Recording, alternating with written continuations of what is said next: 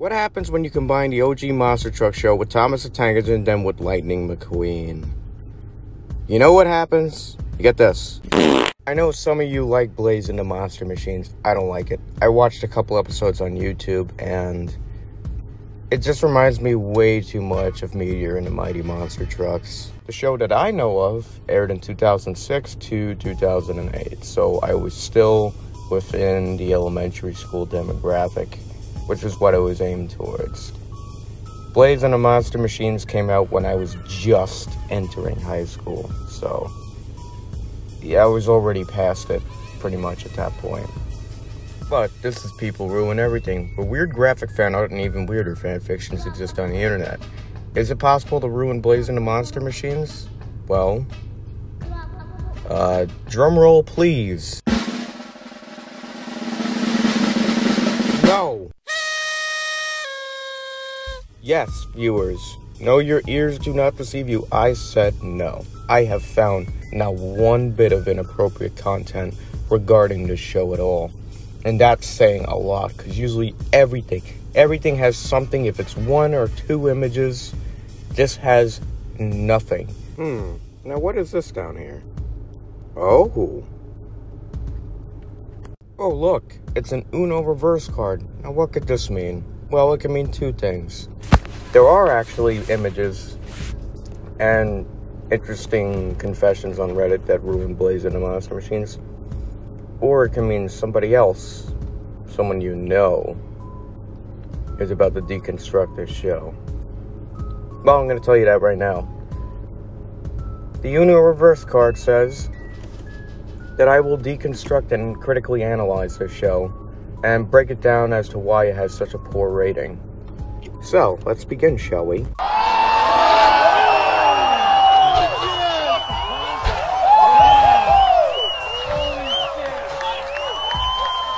For those that don't like my opinion, you don't have to like it. It's just my opinion, but just hear me out, okay? Blaze and the Monster Machines is like three different concepts that were already done and have already been successful and have already ran to their fullest season, or they got their air date as a movie. There is way too much stuff that is just borrowed from other stuff and mixed into one to create this homunculus show that is a poo-poo cocktail supreme on a silver plate. So, let's talk about the premise itself. It takes place in a town full of monster trucks known as Monster Machines. They're all alive. They all have human drivers. So it's kind of like the world of Thomas, pretty much. Thomas has human characters in it, but the trains are alive as well. So, been there, done that. Let's see, what else? They're all monster trucks. Meteor and the Mighty Monster Trucks did this beforehand, and they made it so there was no humans in there. But the show was so good at what it did that you didn't question anything, really. Blaze's design was designed to fool people. I mean, look at him. He looks like a ripoff of Lightning McQueen. Minus the monster tires, I mean, the red paint scheme and the fireball on his side. If you have no idea what Cars is, or we're just completely uncultured and detached from probably one of the biggest money makers in Disney and Pixar's history, anybody could think that this is Lightning McQueen. Look at it. Look at it. Like, come on. What are you doing? Trying to seriously capitalize on this? If not the design of the characters was a ripoff, how about their personalities? Like, everybody's personality in a character has to be some kind of uniqueness to it. In this, I see the stereotypical Thomas characters. And I'm not even joking. It's actually kind of hilarious how much this is closely related to Thomas characters. Let me explain. Blaze is basically Thomas. Cheeky, boastful, sometimes curious, wants to learn more. That's what Thomas is. So you borrowed Thomas. This character, who I already forgot the name of, is basically Percy. Small, shy, meek, makes some mistakes but learns a lot along the way. Percy! And here you have welfare budget Optimus Prime here, who's supposed to be like the main antagonist. He's basically Diesel. Diesel was scheming, you know, he was Weasley, you know, mischievous, boastful, braggish, always played dirty to get on top.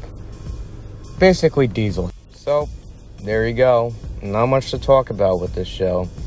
Not much value either. Not a lot of uniqueness to it, you know. And I know maybe you could be saying, like, maybe you can't judge something just from watching a few episodes. I'm like, I think you can, especially if you've been around long enough to see what concepts have come and gone and worked, and you see stuff that is just blatantly borrowing off of it or ripping it off as a marketing ploy.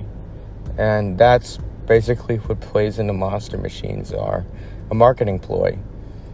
The life lessons, the mathematics lessons, the engineering concepts, all mediocre at best. Characters, bland, already been done.